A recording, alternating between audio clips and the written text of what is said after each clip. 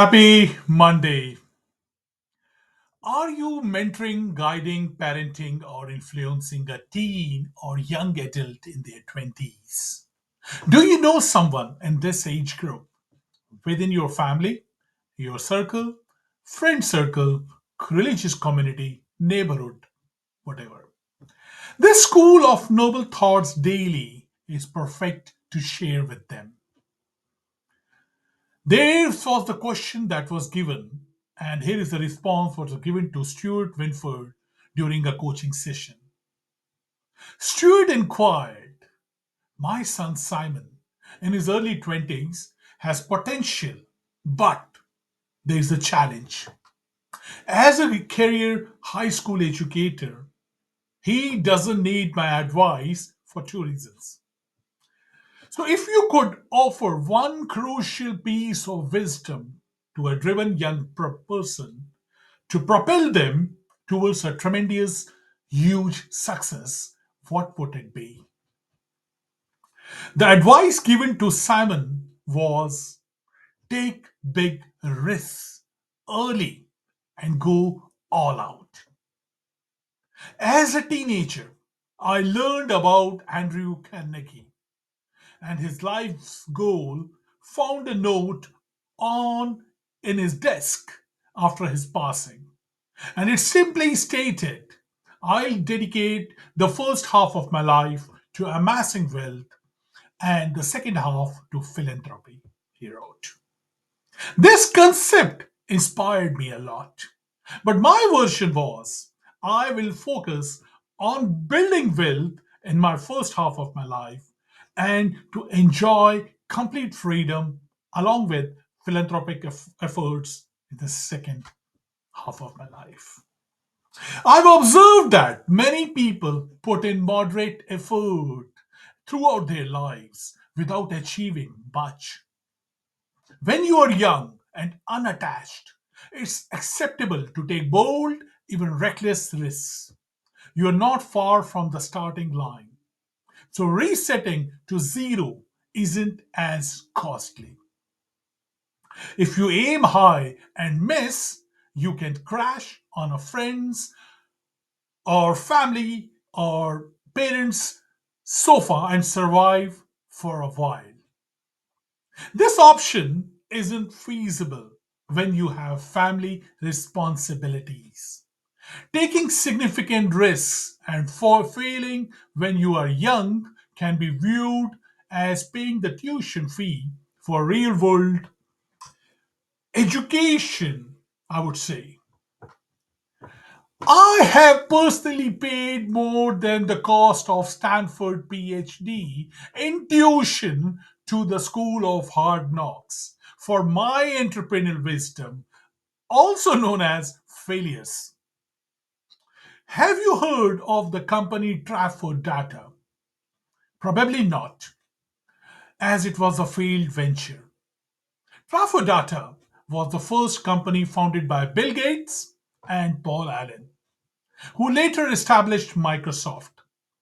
All the successful entrepreneurs you admire today had experienced early setbacks. But here is the key, they are remembered for their victories, for their triumphs, not their failures. So take big risk early, aim high, and go for broke. You might just hit it big. Try out on all your ideas, pursue risky ventures, and be okay with failure. Fail spectacularly, fail quickly, and fail frequently. The truth is, you only need one success.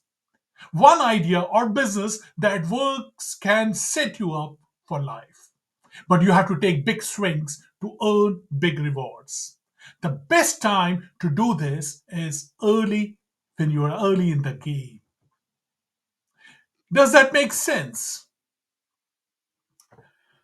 So, for everyone else watching today, if you are no longer in your early 20s, like Simon, I offer this advice.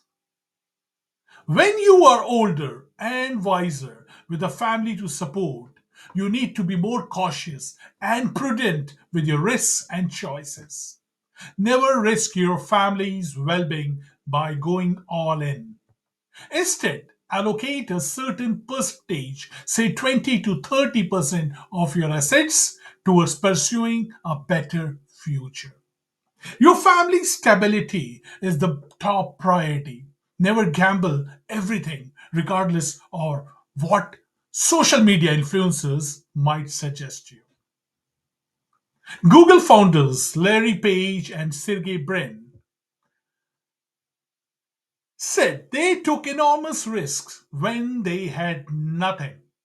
But now that they have substantial resources, they take fewer risks.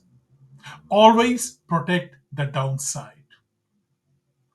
This advice as well comes from Richard Branson. He said, no matter what you do, always protect the downside. Don't let any decision put you at risk of living in your car or become homeless. If you have a spouse or children, never jeopardize your home or their financial security. Consider Branson's story when he entered the airline industry and founded Virgin Airlines. He took calculated risks, negotiating a contract with Boeing to purchase a multi-million-dollar plane with a clause stating that if his business plan failed, they would buy back the plane at the same price a year later. Marvelous, brilliant, isn't it? This ensured he could exit without risking his main business, which was at the time Virgin Records and the Virgin brand. He structured the deal with zero downside and great potential upside if it succeeded. That's what protecting the downside means. Surprisingly, the most successful and wealthy entrepreneurs are extremely risk averse. They won't foolishly leap and hope for a safety net. Instead, they install the net first, that's how they do, and then mitigating risks and getting as close to zero risk as possible using their wisdom, expertise, connections, and relationships before considering a move. So, everyone in the School of Noble Thoughts Daily, the lesson is to big, dream big. While your approach may differ depending on your life stage, the ambition remains the same. Dream big to achieve big. Pursue your aspirations aggressively. You weren't meant to play small.